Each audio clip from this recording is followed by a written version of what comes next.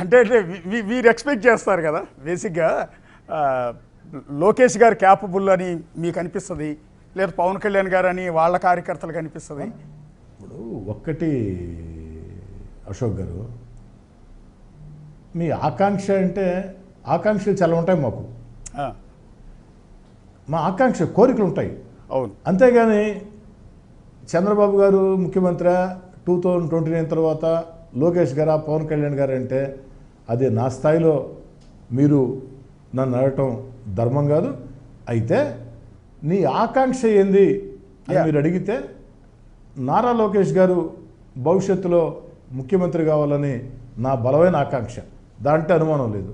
నా తమ్ముడు కోటమిరెడ్డి గిరిధర్ రెడ్డి చంద్రబాబు గారు అవకాశం ఇస్తే ఏ విధంగా ఎమ్మెల్యే కావాలా అని కోరుకుంటున్నానో, భవిష్యత్తులో నారా లోకేష్ గారు ముఖ్యమంత్రి కావాలని బలంగా కోరుకుంటా, దాంట్లో ఏ అనుమానం లేదు. చివరిగా కన్క్లూడ్ చేసే ముందు మిమ్మల్ని ఒకటి అడగాలి కోటమిరెడ్డి సీతారెడ్డి గారు. ఒకసారి మీతో మీకు ఒక ఆడియో కాల్ వచ్చింది, మీరు ఆ పార్టీ నుంచి బయటకు వచ్చిన సందర్భంలో, మీరు హుందాగానే ఆ పార్టీ నుంచి తప్పుకున్న సందర్భంలో మీకు ఒక ఆడియో కాల్ వైరల్ అయింది. బోరుగడ్డ అనిల్ అనే వ్యక్తి మీకు కాల్ చేశాడు. సో మీ స్థాయితో పోలిస్తే అతను ఎవరో కూడా మీకు తెలిసి ఉండకపోవచ్చు.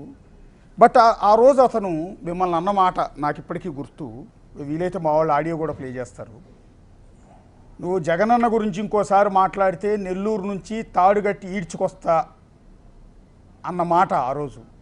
అంటే కోటమిరెడ్డి లాంటి ఒక అగ్రెసివ్ లీడర్. మీరు బేసిక్గా మీ గురించి మీ కాన్స్టిట్యున్సీ ప్రజలందరికీ కూడా తెలుసు.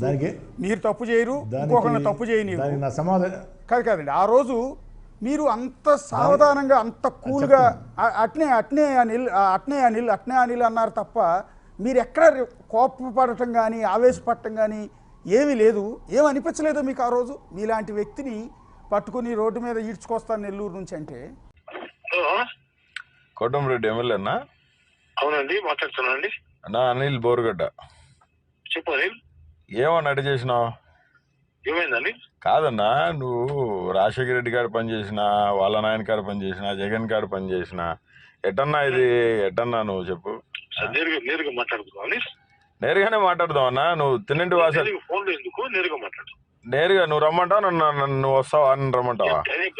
నేరుగా మాట్లాడుతున్నావమ్మా, నేను చెప్తాను, ఫోన్ చేస్తాను నీకు. కాదన్నా, కరెక్ట్ గా కాదన్నా. ఇప్పుడు కాదు, ఒక మాట ప్రశ్నకు సమాధానం చెప్పు. ఒక్క ప్రశ్నకు సమాధానం చెప్పన్నా. జగన్మోహన్ రెడ్డి చరిష్మా లేకుండా నువ్వు గెలిచేవాడువా? ఎవరు కాదన్నా, నేనే డైరెక్ట్ విలేకరుల సమావేశం చెప్పా. ఏమని? రెండు సార్లు జగన్ గారు నాకు టికెట్ ఇచ్చారని చెప్పి. అన్నా ఇప్పటికీ మించిపోయింది లేదన్నా. పెద్ద ఆయన సీఎం కాడికి వచ్చి క్షమాపణ కోరు. అట్టలే కాదన్నా, లేదంటే ప్రజాగ్రహానికి నువ్వు గురవుతావు. సీరియస్ చెప్తున్నా నీకు. తిట్టాల్సిన పని లేదన్నా. నువ్వు తిట్టే కాదు, పెద్ద ఆయన జోలికి వచ్చినావు అంటే రోడ్ల మీద ఈడ్చుకుంటూ వస్తాం చెప్తున్నా.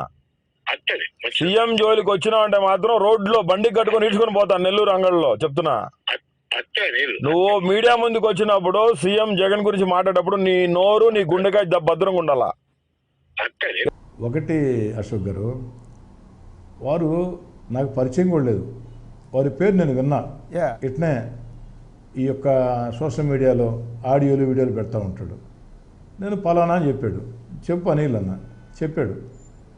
ఆయన మాట్లాడినట్టు నేను బూతులు మాట్లాడలేదు, కానీ వారికి 2 విషయాలు చెప్పా. అట్నే తీసుకో ఇళ్ళు కట్టేసి తీసుకో ఇళ్ళు చూద్దాం రా తీసుకో ఇళ్ళు అనే మాట్లాడా. రెండోది ఇంకొకసారి మాట్లాడు తీసుకోబోతా అన్నాడు. యాక్చువల్గా మాట్లాడదలుచుకోవాలా, నువ్వు అడిగావు కాబట్టి రేపు ఉదయం మాట్లాడతా అని కూడా చెప్పా.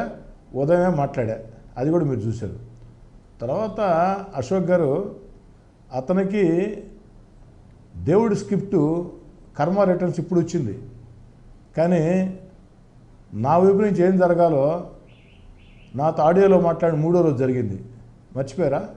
3వ రోజు ఏం జరిగింది తెలియదా? మంగళగిరిలో పార్టీ ఆఫీస్ తగలబెట్టారు, ఇంటి దగ్గర తగలబెట్టారు.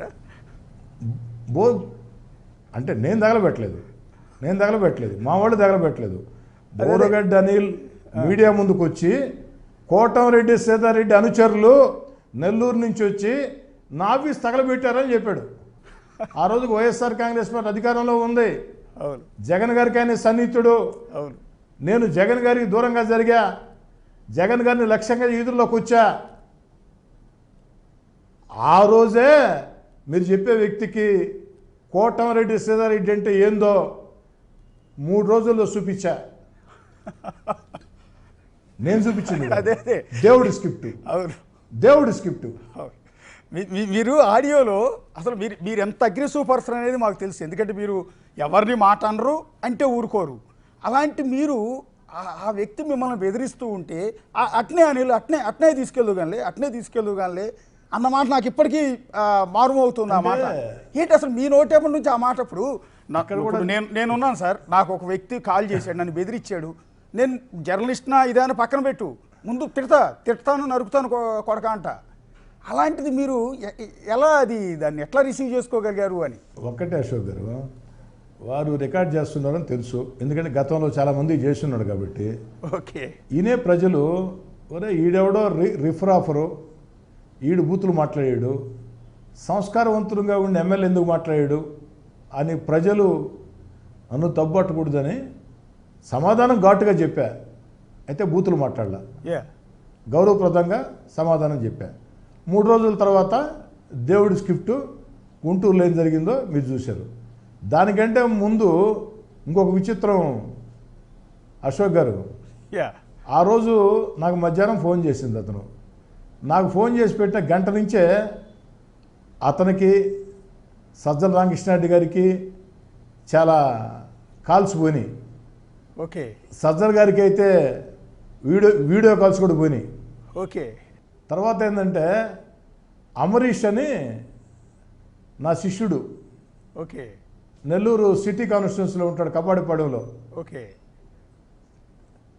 నన్ను మీరు చెప్పిన వ్యక్తి ఆ యొక్క కబాడిపాడెంలో ఆర్సీఎం చర్చికి ఆ యొక్క ఎంట్రన్స్లో ఆ గేట్ కట్టేస్తానన్నాడు. మా అమరీష్ ఏం చేశాడంటే, ఒరే నాది కబాడిపాడెం, నేను కబాడిపాడెంలో పుట్టా, కబాడిపాడెంలో పెరిగా, నువ్వు చెప్పిన గేట్ ఇదేరా, ఈ గేట్ కాడి నుంచే మాట్లాడుతున్నాను రా తెలుసుకుందాం. ఆయన మాట్లాడిందని 10 ఎక్కువ మాట్లాడాడు.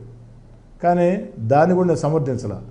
అమరీష్ని పిలిచి చెప్పా, వద్దు అమరీష్, ఈ కరెక్ట్ కాదు, ఆయన ఎవరో మాట్లాడాడని చెప్పని మనం ఎందుకు తిరిగి మాట్లాడటం అవసరం లేదు.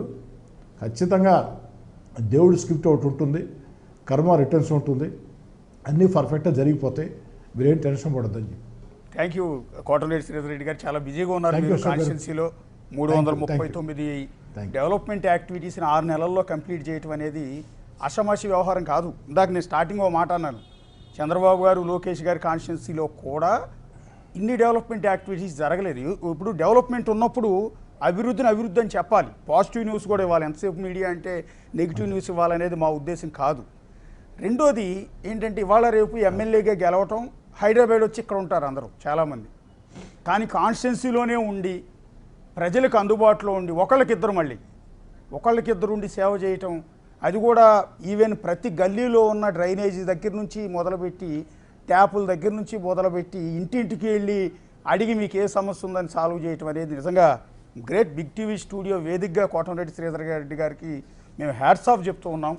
మీరు ఒక భావి రాజకీయ నాయకులకు, ఎమ్మెల్యేలకు మీరు ఒక ఆదర్శంగా నిలవాలి. అంతే క్రమంలో మీ అనుచరులు, మీ మద్దతుదారులు, మీ అభిమానులు, మీ కార్యకర్తలు కోరుకున్నట్టు మీరు త్వరలో ఆంధ్రప్రదేశ్ క్యాబినెట్లో మంత్రిగా కూడా అవ్వాలి. ఖచ్చితంగా సచివాలయంలో మంత్రి పేషీలో మీరు కూర్చుని బయట బోర్డు కోటమిరెడ్డి శ్రీధర్రెడ్డి పలానా శాఖ మార్చులు అనే బోర్డు కూడా చూడాలని మేమైతే ఆశిస్తూ ఉన్నాం. థ్యాంక్ యూ అండి, థ్యాంక్ యూ. మీ అభిమానానికి ధన్యవాదాలు. మీ నమ్మకాన్ని కాపాడుకునే ప్రయత్నం చేస్తాను అశోక్ గారు.